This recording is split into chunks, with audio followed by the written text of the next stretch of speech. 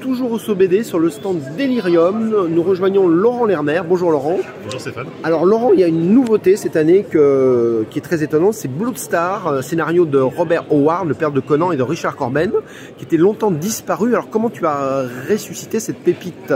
Eh ben écoute, déjà ça me fait très plaisir de pouvoir enfin parler de Bloodstar, parce que c'est vrai que ça fait 40 ans que cet ouvrage est introuvable, qui n'a jamais été réédité, ni aux États-Unis, ni en France, ni ailleurs. Et effectivement, ça a été un gros travail de recherche, à la fois pour trouver l'ayant droit, le convaincre de ressortir Bloodstar, donner accès aux planches originales qu'il avait conservées dans sa maison de campagne aux États-Unis depuis 40 ans. Et donc les rescanner, les restaurer et faire ce livre. Ça nous a pris 10 ans pour y arriver. Il faut savoir que donc Bloodstar, c'est considéré comme un des chefs-d'œuvre de Richard Corben. C'est une œuvre qui lui a été commandée par un jeune éditeur au début des années 70, au milieu des années 70. Il a travaillé dessus toute l'année 75, il a publié en 76. L'éditeur s'appelait Morning Star Press. C'est une œuvre magnifique. Il a vraiment adapté une nouvelle. Voilà. Déjà, c'est dédié à son épouse Donna. Et je vais revenir là-dessus parce que c'est un élément très important du livre. Alors là, c'est une version noir et blanc, contrairement à celle qui existait, qui était en couleur aux Humano. Là, tu reviens en noir et blanc. Exactement, parce que c'est l'édition telle que l'a souhaité Corben. C'est l'édition, c'est un ouvrage, c'est une œuvre qui a été créée en noir et blanc, qui est donc sortie en 76, donc c'est l'éditeur Morning Star Press, qui a été réédité une fois aux États-Unis. Et là, l'éditeur voulait la faire en couleur. Il n'a pas demandé ça. Enfin, il a demandé son avis à Corben, qui était pas pour, parce qu'il avait conçu comme ça. Et donc, il a fait coloriser par d'autres. Et c'est cette version qu'on a découvert en France. Mais les planches originales, comme vous pouvez le voir ici, dans un petit cahier de reproduction en fin de livre, c'est vraiment du noir et blanc. Donc là, on voit comment elles sont aujourd'hui, avec effectivement le vieillissement des matières, des huiles, etc. Mais c'est... voilà, on est vraiment sur du noir et blanc et du niveau de gris. Et c'est ainsi que la voulait Corben.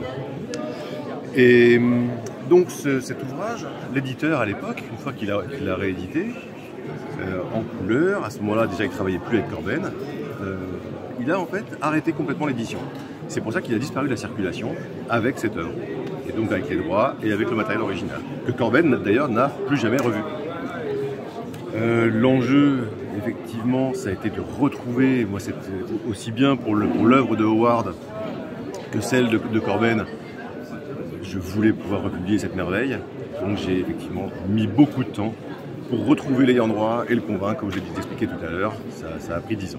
C'est un tirage limité du coup là pour la première? Non, pas du tout. Donc, on a fait un tirage limité en souscription qui était un sous-coffret toilé, sérigraphié à 1050 exemplaires. Et là c'est une édition courante qui est dans tous les cas plus belle qu'elle ne l'a jamais été proposée en édition, que ce soit aux États-Unis ou en France. Alors pour ceux qui n'auraient pas lu Bloodstar, le pitch, ça parle de quoi Bloodstar? Alors Bloodstar, c'est adapté d'une nouvelle de Robert Howard, donc le créateur de Conan le Barbare. C'est une nouvelle qui était parue dans le magazine Pulp Weird Tales en février 1934, qui s'appelait La Vallée du Ver. C'est une histoire de fantasy située dans un passé extrêmement lointain, avec des tribus primitives qui s'affrontent pour la survie, tout simplement. Et dans cette nouvelle, on suit un personnage principal qui s'appelait dans les nouvelles d'Howard Njord, c'est un barbare du peuple d'Asgard, dans mon souvenir. Là, Corben a adapté ça, il le transpose dans un univers post-apocalyptique, après la chute de la civilisation due à un cataclysme naturel. Et il reprend cette nouvelle de Howard et il intègre son histoire personnelle et notamment son histoire d'amour avec son épouse, qui rajoute complètement à cette histoire. Et il y a une vraie fusion entre le respect de l'œuvre de Howard et l'appropriation de Corben. Et c'est aussi pour ça qu'il a tout mis à l'époque, aussi bien sur le plan artistique que sur le plan de son affect, sur ce qu'il voulait mettre d'essentiel dans sa vie à ce moment-là. Voilà, bon, on voit bien que ça donne envie de relire, de redécouvrir cette œuvre, hein, effectivement. Pas adapté au cinéma, mais toujours, ça ferait un beau film. Hein. Voilà. Absolument. Et alors, on peut voir, il y a un cahier graphique à la fin que tu fais alors, tout à pour fait. revoir quelques images. Alors, je vais vous montrer ça. Vous voyez, on est toujours donc, sur du très beau noir et blanc au niveau de donc, il y a deux parties, effectivement, de scénarios. Donc toujours, on dirait, un style très étonnant avec un effet de relief dans les...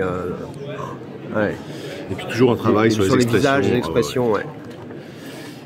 Et effectivement, donc un cahier graphique en fin de livre. Toujours des choses complètement irréels. Des monstres, Ouais.